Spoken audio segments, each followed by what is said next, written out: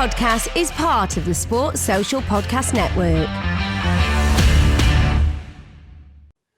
Hi and welcome to 49 Unbeaten, the official ArsenalVavel podcast.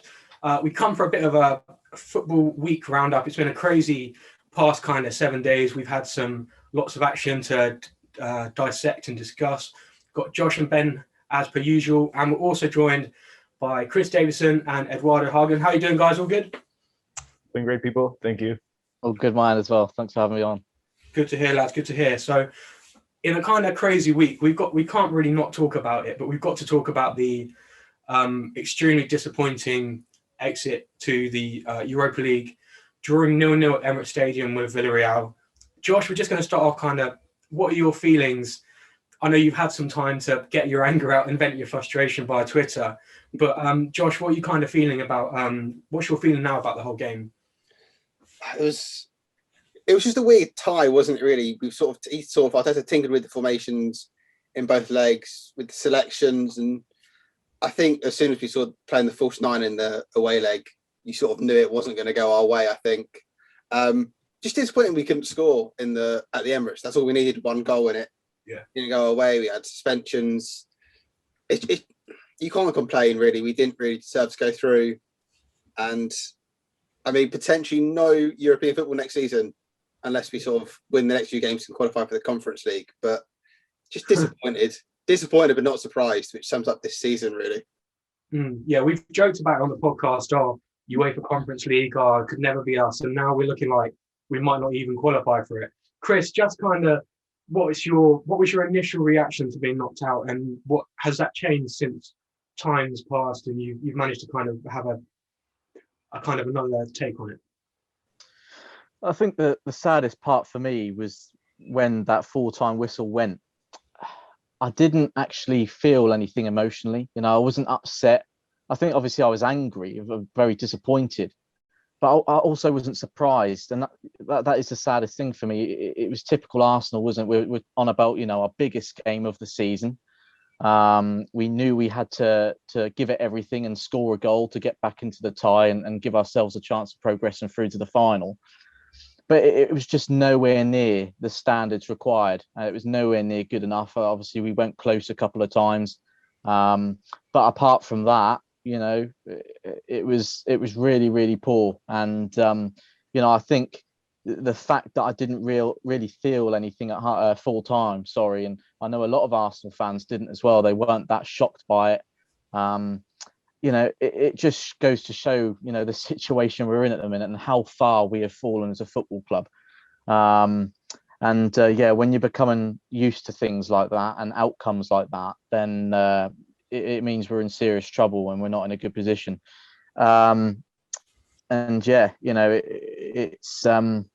It's just really disappointing. Watching the West Brom game yesterday, again, no real emotion towards that because you're thinking, I just want this season to end now. The remaining few games don't really mean anything. Obviously really disappointed and angry that we didn't put in that performance that was needed and we didn't progress to the final. We knew the significance of the Europa League for us this season. It just wasn't to be, was it, unfortunately? And it just sums up our season.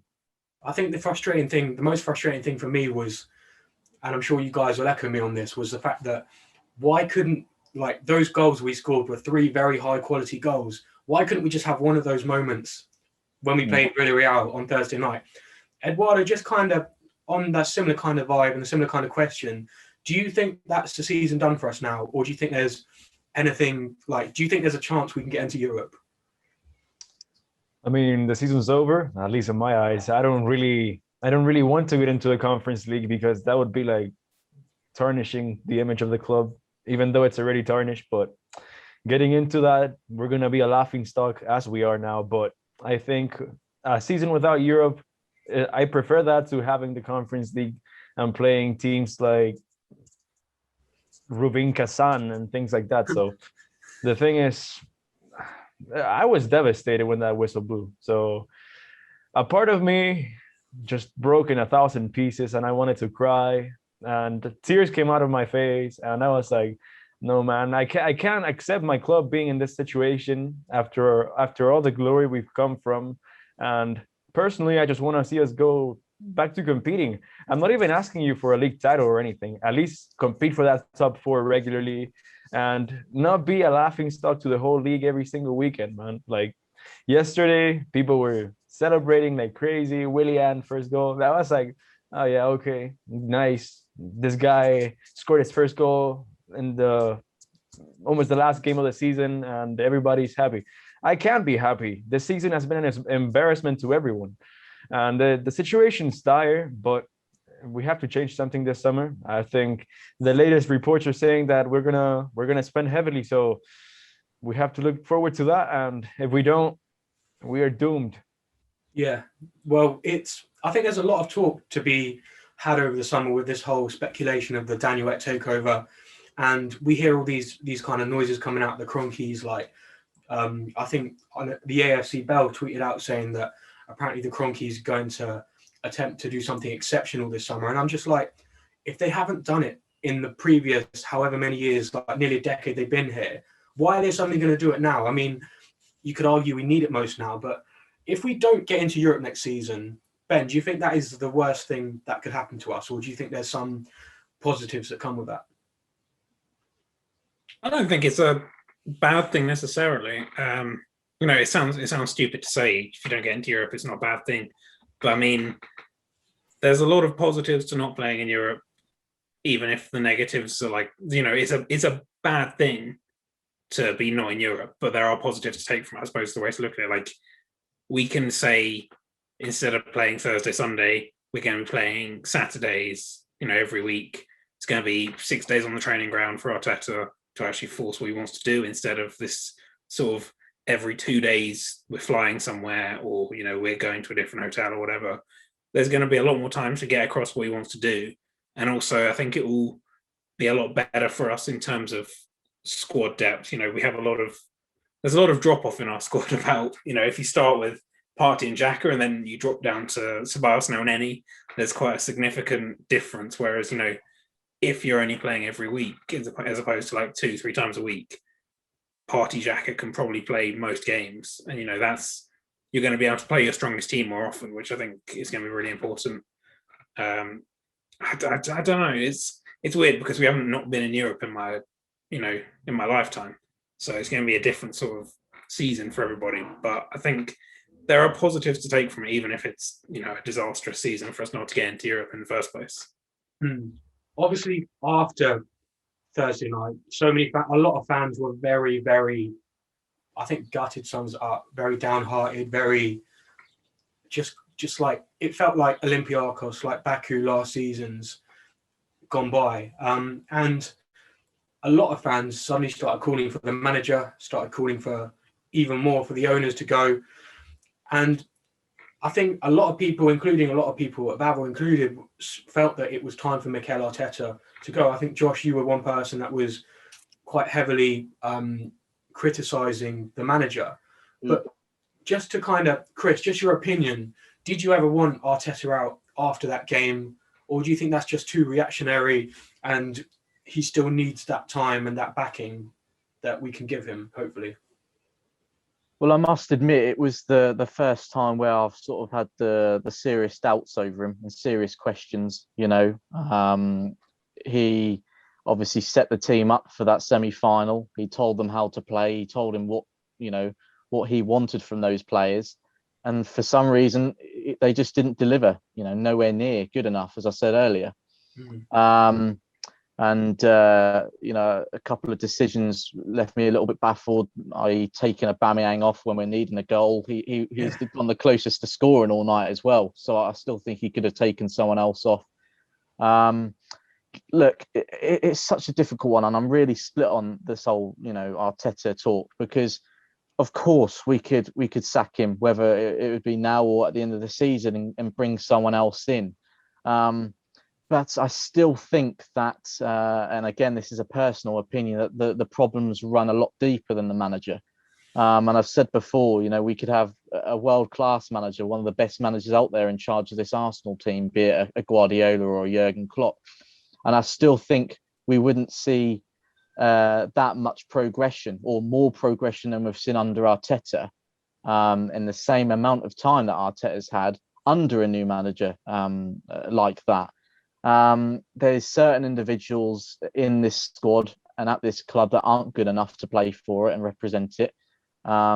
There's still a lot of work to be done behind the scenes in terms of getting the squad how Arteta wants it, and the individuals he wants to work with.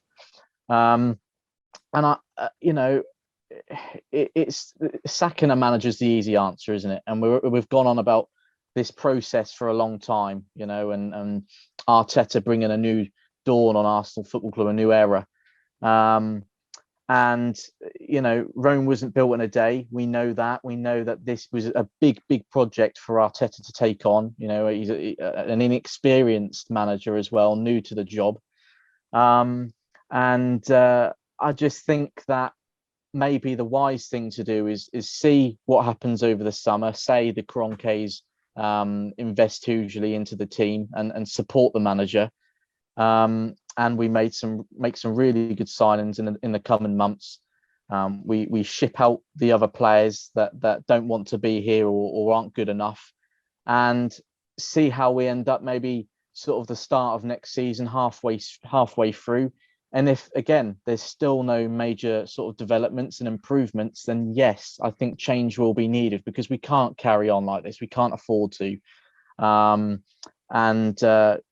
just think it's only fair. Arteta has maybe his first proper full pre-season with the team, gets some new players in. He gets back, gets supported over the summer, and then I think it's more fair to judge him maybe at the start of next season, or at least halfway through. And like I say, if we're not seeing that progress that we need to be seeing, especially after heavy investment in the summer, then questions do need to seriously be asked, and change may even be needed here for sure. What do you see as progress? Are we talking, what sort of levels of progress are we talking? We're talking top 4, top 6, Ben, in my opinion. We need to get back to the very top level. This football club is still huge. It's still massive in the footballing world. We know that. And that will never change, regardless of where we're at, in the league, or what sort of season this team has had. We know Arsenal Football Club is a huge club, and I just think that with the players we have got, when you compare them to other sides in the league, we should be doing so much better. And for whatever reason, we aren't at the moment. But yeah, I just think progress is seen as a top 4, top 6 finish. Staying in those European competitions, competing with the very best. And obviously, we'd all like some more silverware, won't we? And I know Arteta won the FA Cup in his first season, but that's just got to be the start. We should be building on that now. We should have been building on that this season. We had obviously at the time what seemed to be a very good summer, with the likes of Gabriel, Partey coming in. You're getting experience and Premier League experience in Willian. And, for whatever reason, although maybe we can, separate Gabriel at the start of the season, he had a very good start until the injuries hit. But everyone really is just, not been anywhere near good enough, or reaching the standards that they should be. So, yeah, for me, Ben, that would be sort of the progress, and we need to get back there as soon as possible. Yeah, no, I agree. That's very much my my very standpoint of the manager as well, I'd say.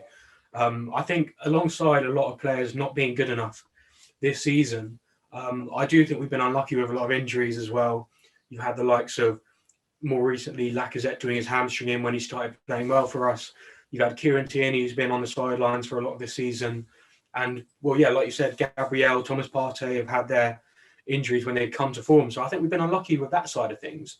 Eduardo, what's your current standpoint on the manager? I know you were very vocal about a lot of people within the club not being good enough, and very much agree with you on that standpoint. But do you think Arteta is still the right man for us, or do you think he needs to be replaced? And if you do, who do you think would be the right man for the job? Well, of course, we say things that we sometimes regret after events like that happened Thursday. But for me, I haven't seen any progress apart from some better defensive structure this season. And for me, that's unacceptable.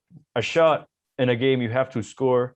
Only one shot against Villarreal last Thursday. For me, you can't defend that. And even if you have 2-3 injuries, you have to go out there. You have to set your players to win. When I was watching that game, I thought Villarreal were looking for the goal. Sometimes the first half, you question yourself. Why are we defending? Why are we just laying back and not doing anything?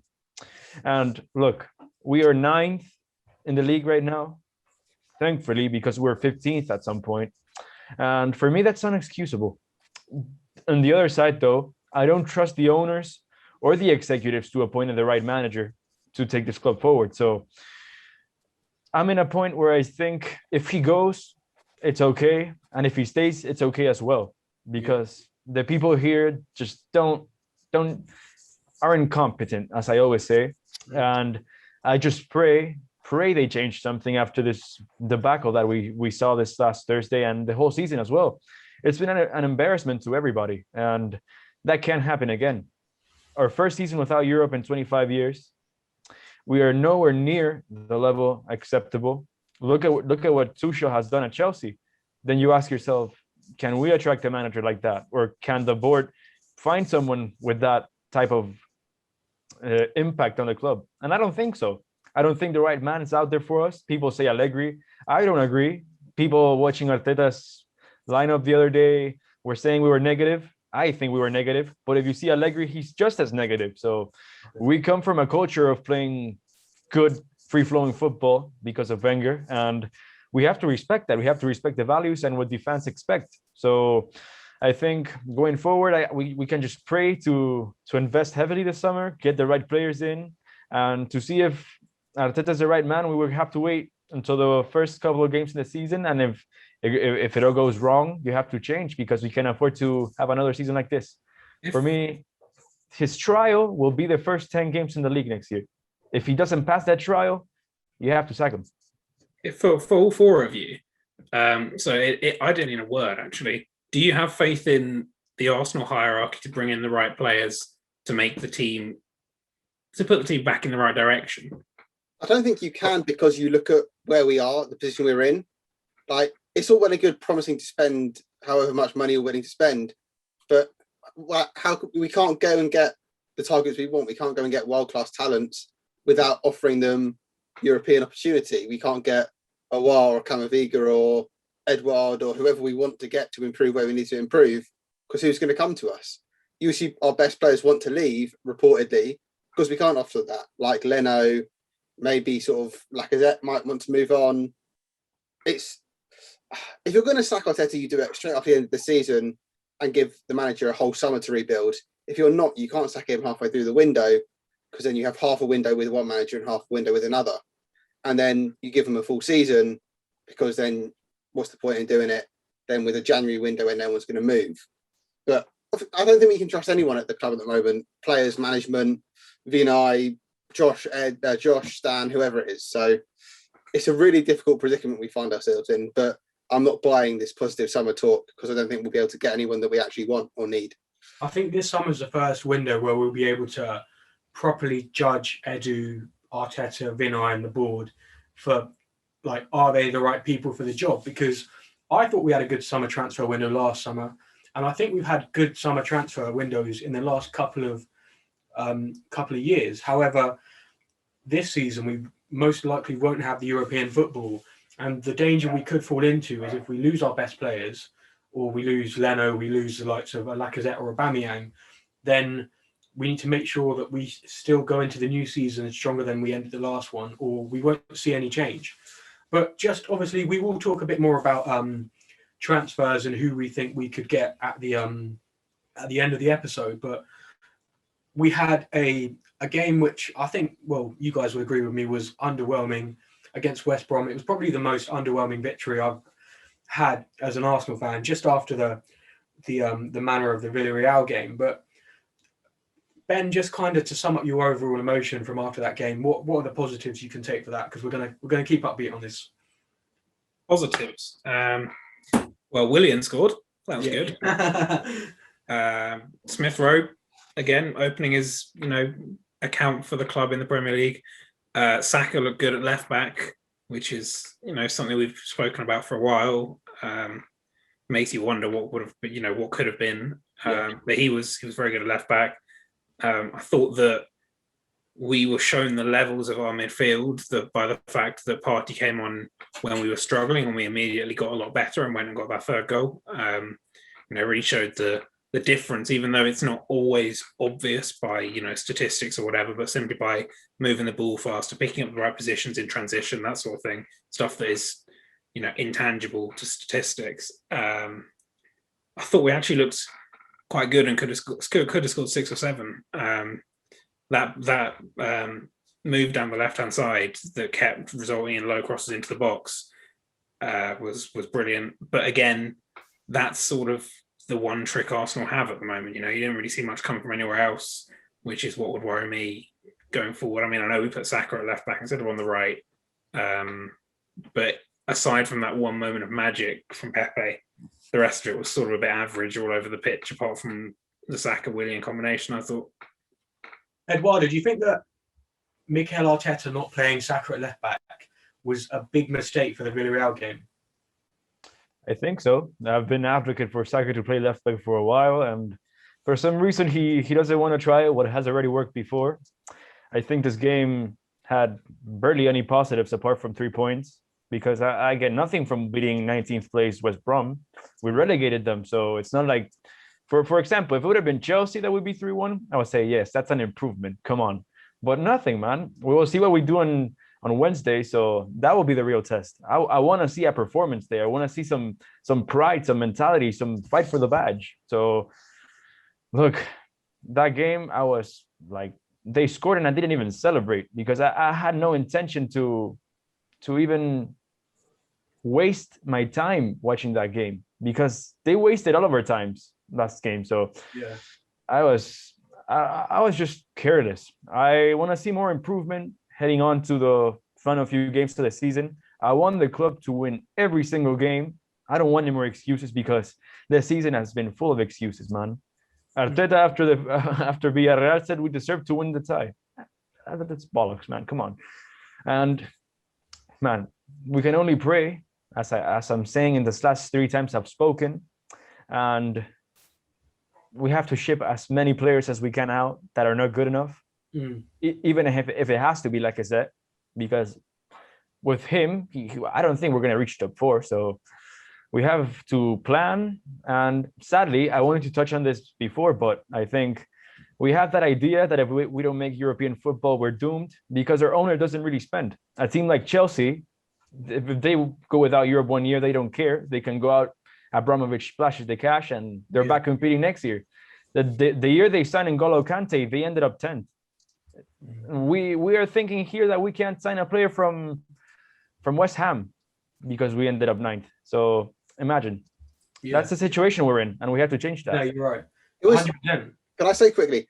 Although we won, it was still quite frustrating, because it was everything almost that you wanted from Arteta for the rest of the season in the game that literally has no meaning. It's difference of finishing 8th or 11th. You play the guy at left back who is mobile over the guy who, frankly, is a makeshift left back and sort of is just there for strength. You sort of get a Willian goal. You get free-flowing attacking football. You get early changes, which we haven't seen in 18 months. Yeah. But you still see mistakes. You sort of, the Pereira goal ran 60 yards, and you had Elneny not tracking back. Ceballos let him go. Gabriel at least made an attempt to make a tackle, but didn't get anywhere near him to block it. So it's all well and good sort of doing it. Wrong point of the season, but there was still a lot of negatives. We scored 3 great goals, but conceded. But you wouldn't expect it to go from absolutely awful to absolutely perfect. No, it's not. It's one of those things where, yes, it was West Brom, but the ball was moved. Like, things that we could control, we did better. We moved the ball faster. I don't know. It was West Brom. You've always got to come back to that fact. But we actually moved the ball faster. We looked like Saka against West Brom was the first time in about 10 games I've watched somebody actually overlap and attack a fullback, which I think was something that Arsenal, we have this weird obsession with getting the ball to our wingers' feet, and then them looking back instead of looking to take on the man or wait for an overlap. It's just, seeing that, even the most basic thing about football, you're just thinking that's better than what we saw against Villarreal. We've got some 3 final games this season. We end the season with a game at Brighton at the Emirates. But before that game, we've got 2 away trips. We've got to go to Stamford Bridge to play Chelsea on Wednesday, and we're going to Crystal Palace to play them. Chris, I know it's Chelsea, and I mean they're playing amazing football at the moment. They've got themselves to an FA Cup final, a Champions League final. Should we be scared going into this game? Should we kind of fear the worst, or is there anything to play for? Bragging rights? Like, what's your kind of emotions for this game? I don't think we should be scared. I think, like Edu said a few moments ago, we want to go there and with a bit of pride and a bit of fight, a desire, and I think we're capable of doing that. But again, it's going to be more of a confidence thing, especially after last Thursday and about picking the players up. You'd like to think that the win yesterday has helped a little bit. But Chelsea's going to be a completely different game, and it's going to be much tougher. Like you said, Dan, they're playing some lovely football at the moment.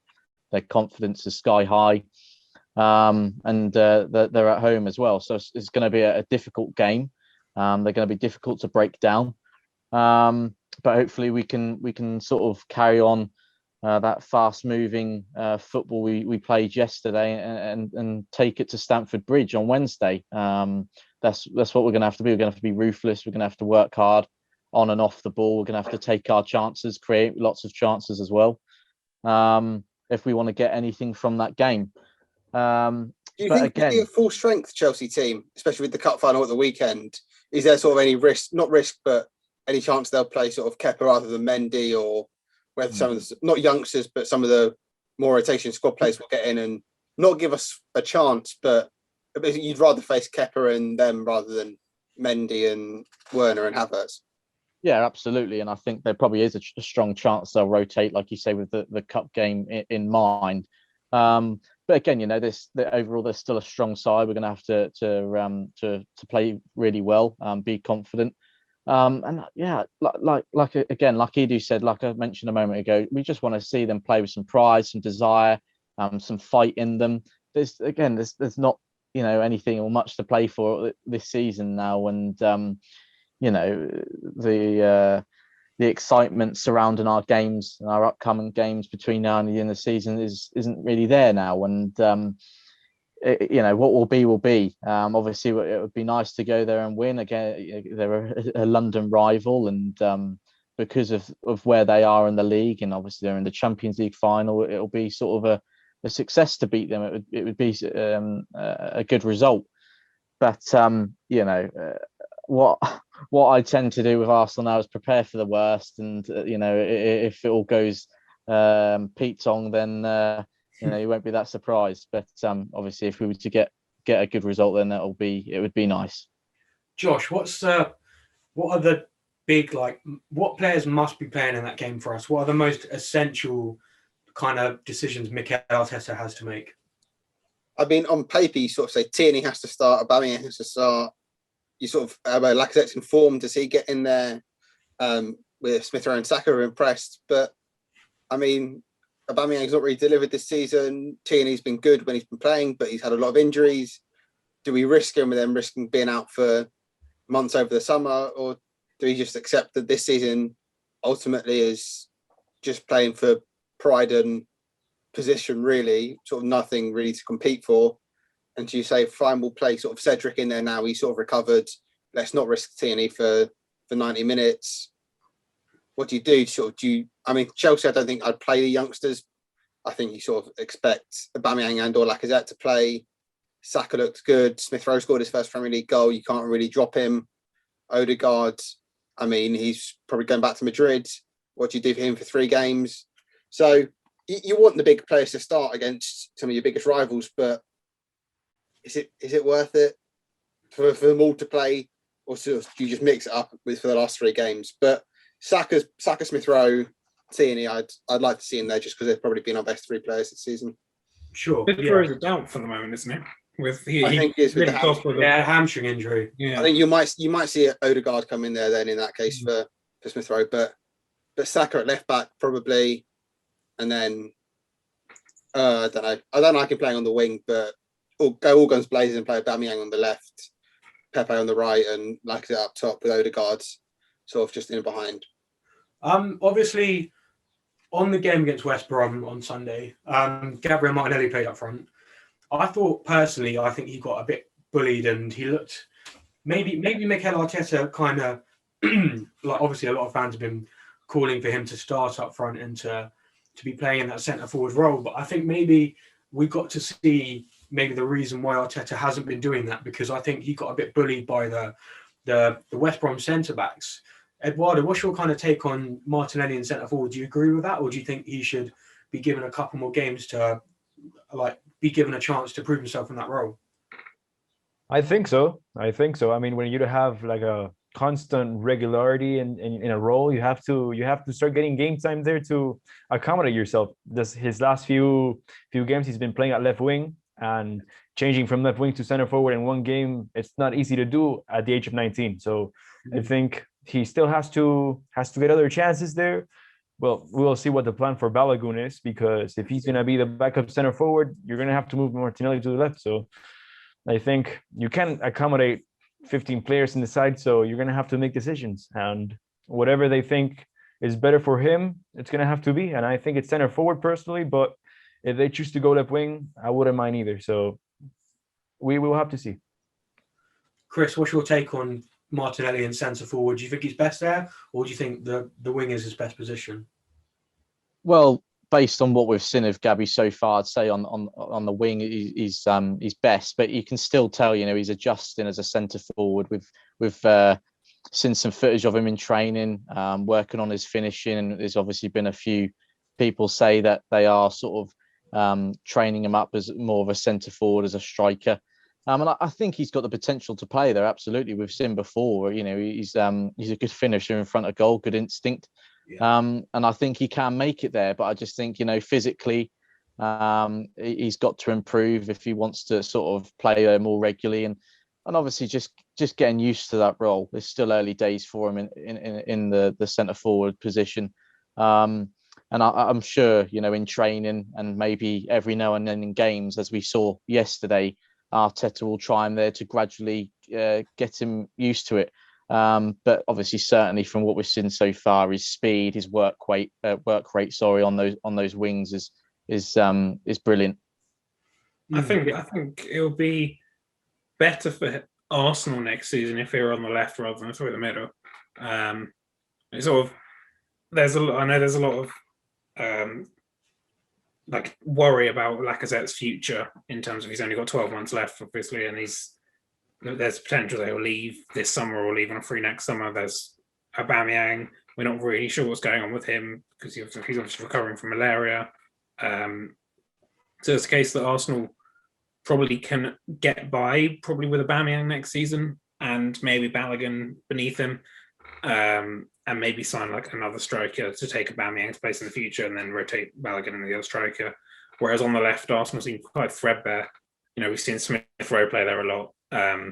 Saka and Pepe, I prefer them both on the right, I think, which is a bit difficult.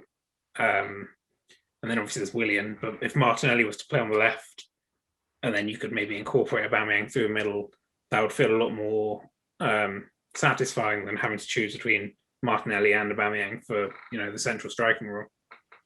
We've obviously, just to kind of reel it back to the Chelsea game, we're gonna do a quick round of previews, see who can give the most exciting one, but kind of predictions and stuff. So Josh, we'll start off with you. How do you see this game going? What's your predicted score? I think our away form's been better than our home form this season, which I think may encourage me a bit more to be a bit bold with it. I just can't see Chelsea risking not a meaningless league game because they're still fighting between themselves, Leicester and West Ham for Champions League. But you expect them to be the safest. Does it really matter? Do they care if they lose to Arsenal if they go and win the FA Cup or the Champions League and get top four? Not really. I think we'll see a lot of rotation from Chelsea. I think we'll see Aubameyang and Lacazette probably come back into that. Maybe Tierney as well. We always concede. I don't think I trust our defence, even though we've looked solid this season than last. I'll say 2-1. win for Arsenal, just because I think Chelsea have too much to play for in the league. This league game isn't their priority. I think we've definitely got a chance of beating them based off of squad rotation, and they'll probably rest players. But Ben, how do you see this game going? Do you reckon they'll rest players, and what do you reckon the score's going to be? I don't know. They rested 5 or 6 for the City game, didn't they? Which I think for them that was I think that was probably the throwaway game where they sort of went, you know what, it's Manchester City. We'll rest our players ahead of the FA Cup final, and we're probably going to lose. They came away with a win. I know a few Chelsea fans I spoke to were just as surprised as everyone else, and they managed to snatch that. And it's put them in a pretty good spot, especially with West Ham, coming unstuck at the weekend. They've got what? I'm just looking at it now. I think West Ham is 6 points off Chelsea with 3 games to go, and Liverpool would be 4 points off Chelsea with 3 games to go if they win their game in hand. So it's not, it's not sure. It's not a 4-1 conclusion that they'll get top 4, but it's certainly a lot bright. It's a much brighter prospect than it was, 10 days ago. Sure. For Chelsea. So I think that there could be rotation, but I'm not confident of it because I think they've got a deep enough squad to play a pretty strong side whilst also resting players that they didn't rest at the weekend. Like, I think Kante was rested and Mount was rested and still they were all right. Sure. I don't know. Tuchel's got them playing a very aggressive style of football that I think Arsenal are really going to struggle with, if I'm being honest. Most managers have struggled with it, but I think it'll probably be... I'm going to say 1-1 because I never like predicting an Arsenal defeat, but that's probably the most pessimistic 1-1 I've ever gone for. Eduardo, what's your score prediction for this game, and just kind of briefly summing up how you feel about ahead of Wednesday? Well, it's not as important as it could have been. Of course, it would have been a fight for top 4 or something like that, but I think we're going to win 2-1. I will never predict an Arsenal defeat because I still believe we're a top club and we can't accept that. So I think 2-1. They're going to have to rotate. I saw the table right now, and even if they lose, they remain 3rd. So, well, if Leicester win, they're going to go 4th, but that's not going to change. So I think we can pull it off if they're on a break and they don't really care for the game. So 2-1. 2-1. Chris, how are you feeling? Again, I'm not overly confident, and it's going to be a tough game, and we're going to have to be at our best. But again, I'm not going to sit here and predict an Arsenal loss. That wouldn't be right of me, and we've got to try and stay optimistic. So I think I'll say 2-1 Arsenal as well, and hopefully Kante plays for Chelsea. Hopefully Martinelli plays for Arsenal, and we can. It'll be a bit of deja vu. That would be nice. We'd love to see it. I mean, to be honest, I can see the headlines already. I can see Werner finding his rhythm and finding his goals against us, because that always seems to be the way it happens. But I think there's going to be goals in this game. But for the sake of making it different, I'm going to say 3-2 to Arsenal, and I think there might be a bit of a goal fest. But yeah, so just kind of to wrap up the podcast on a couple of talking points. We put out a tweet on Twitter earlier saying about anyone had any questions to ask on the podcast, to go for it. And Eduardo, one of the questions that someone asked, Jack, one of the people who also writes for Vavel and comes on this podcast, wanted to know how long till Arsenal become a top 4 club again? Next season. If not, it's unforgivable. We haven't been competing for top 4 in 5 years now, so we don't have more room for excuses. So I think next season is a must. If we fail to get top 4 because of 1 point or because of a dodgy decision, it's okay. But if we're 8th in May or 9th, that's just not right. And we will have to ask every single question possible to change the situation. What do you think it will take to get us to be a top 4 club again? Like what things have to happen to make us get to that point? Heavy spending this summer, getting the signings right, because spending is not really anything, because we can spend 60 million on a player that doesn't offer anything. So I think getting the things right, signing the right players, spending money to get a lot of names in, because you're going to have to ship a lot of them out, and you're going to have a squad. At least we're not going to have as big a squad because we're not in European competition, but you're going to have to sign quality. and to get to top four, you're gonna need game changers and game winners. So those take a lot of money. So I think it's that getting Arteta has to sort himself out as well, because he's learning, but he's gonna be here for over 2 years now, and he's got to start showing for it. So no more excuses from him, no more excuses from the players, and no more excuses from the board. That's what I expect to get there.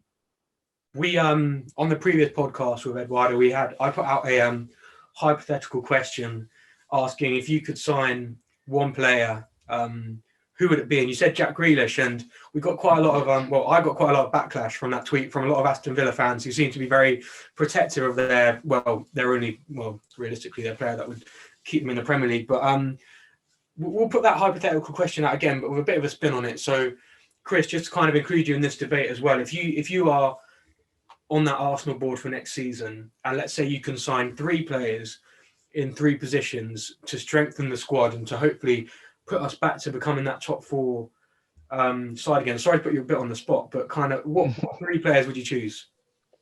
Emi Buendia from Norwich. I'll go for him. Basuma, Brighton's Basuma, to come in, play central midfield, maybe alongside Partey. And then probably a right back, Hakimi maybe from Inter. But failing, if we, obviously there's a lot of speculation that he's not available. So then maybe someone like Max Aarons as a plan B. But yeah, just to touch on what Edu said about having a really strong summer. Yeah, we've got to have a strong summer, and it's got to be executed perfectly. We've got to get it spot on this time. There's no more space for mistakes, because we've made mistakes in the past when it comes to transfers, even sort of the last summer transfer window, and it's cost us. And obviously you want to target players that have quality, that have proven they have the ability, but also alongside that you want to get people in that have the right attitude, that have a lot of dedication and take pride in representing Arsenal Football Club, someone who will leave everything out on the pitch each game. And I'd also like to see us target some more English based players, people that have played in the Premier League before or currently play in the Premier League, know what it takes to make it in a very demanding top quality league. Someone who what comes with it, and who is maybe already experienced or has experience of playing in the league. So there's no sort of adapting for them as such. So yeah, I mean, I'd love to sort of sit here and imagine us having a really, really good summer. I think obviously there's been quite a few reports, as one of you mentioned earlier, that the Kroenkes are going to massively back Arteta in the summer, and it's we're going to spend. And yeah, obviously that is one of the first steps that we need to take to get back into the main stage next season, to get into the Champions League, to get that top 4 spot. We've got to spend, and we've got to get it absolutely spot on. And then along with spending, then comes the pre-season and the season itself, and that's a lot of hard work, a lot of effort, a lot of dedication, to get us playing the way we want to be playing, the way we need to get playing to get our achievements and reach our goals.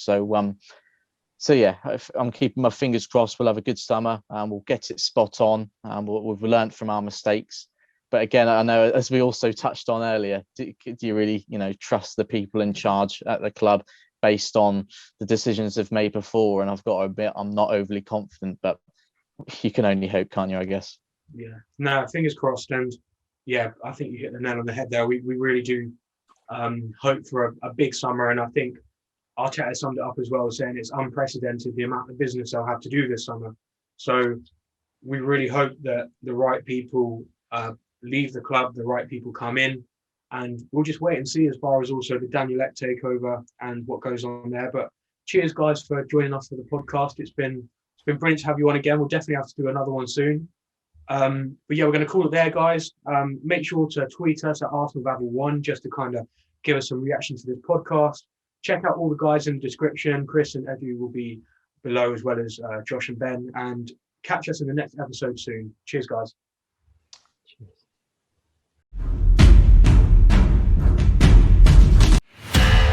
Find more great shows or join the team at sport-social.co.uk.